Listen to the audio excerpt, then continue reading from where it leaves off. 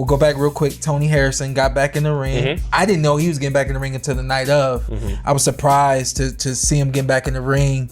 And even though, he hadn't truly made a retirement announcement or anything like that, he's been out of the ring for quite some time. So Since the Tim Tszyu fight. Yeah, so I hadn't expected them to just, and I was like, oh, Tony fighting, okay. Yeah. We turn it on and it's, classic Tony just right there boxing.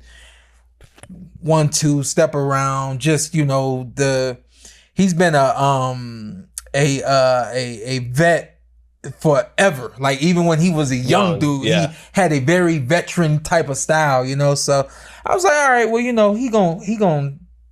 But the dude just was swinging hard and wide and all that kind of stuff. So I'm like, he's not gonna catch Tony. I said, Tony, come on now, you better than that.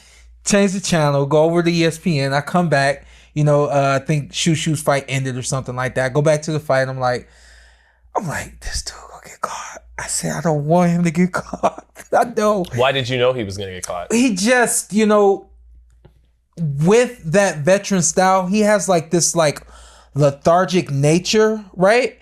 And almost too comfortable in the ring. Almost too comfortable. Yeah, almost too comfortable yet uncomfortable. Yeah. And I hope that makes sense, right? So it's like he's light on his feet.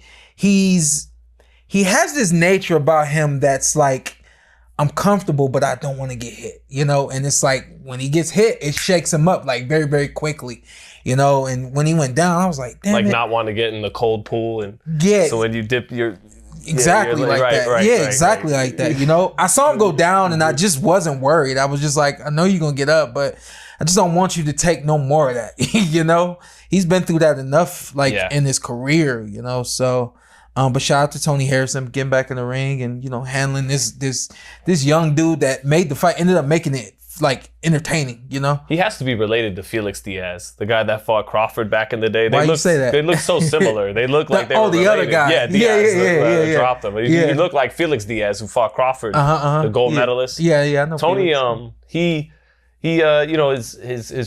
he's always been skilled and sharp and fun to watch in that regard.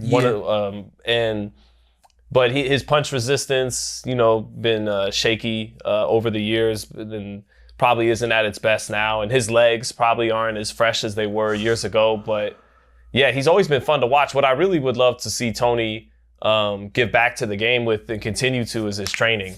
I really think, from his dad, his late father, and they learned a lot under Emmanuel Stewart out there in Detroit.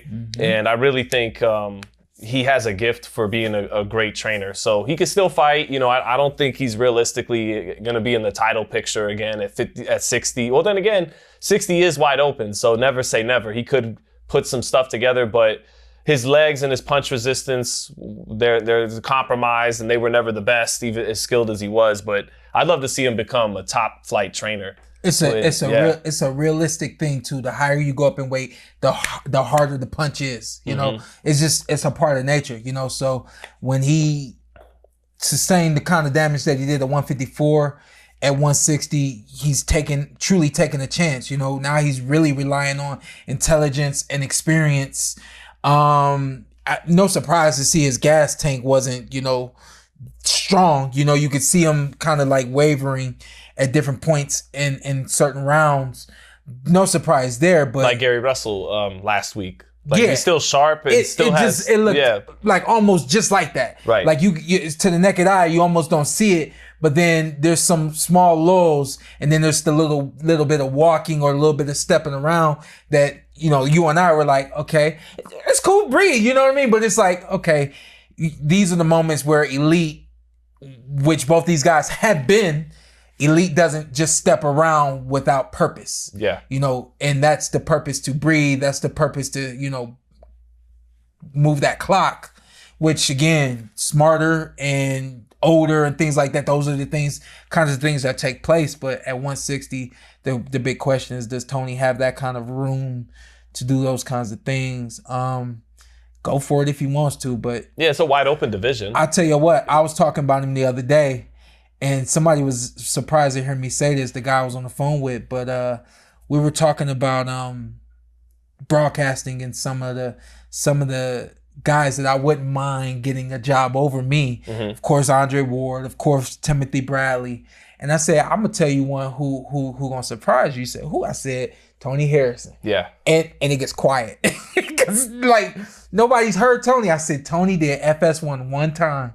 I said, this is early on when FS1 first got going. And I wasn't working that night. I was at a hotel. I don't remember what was going on. But I said, I remember sitting there just listening to Tony. And I was just like, yo, I thought, like, I had this thing in the bag. Nobody's can get with me. I said, yo, this dude is nasty on the mic. You know, a little raw, but just mad nasty. So yeah, the broadcasting as well as the coaching for Tony is right there for him. He just seems like like he got it from his dad too, an old school boxing guy by nature, like an old soul when it comes to that. He probably knows a lot from all the way to the black and white days. That's what I'm with you. That what you're saying, commentating. I'm saying training. I just mean that high IQ. It could give back to the sport, not necessarily having to be in the ring anymore.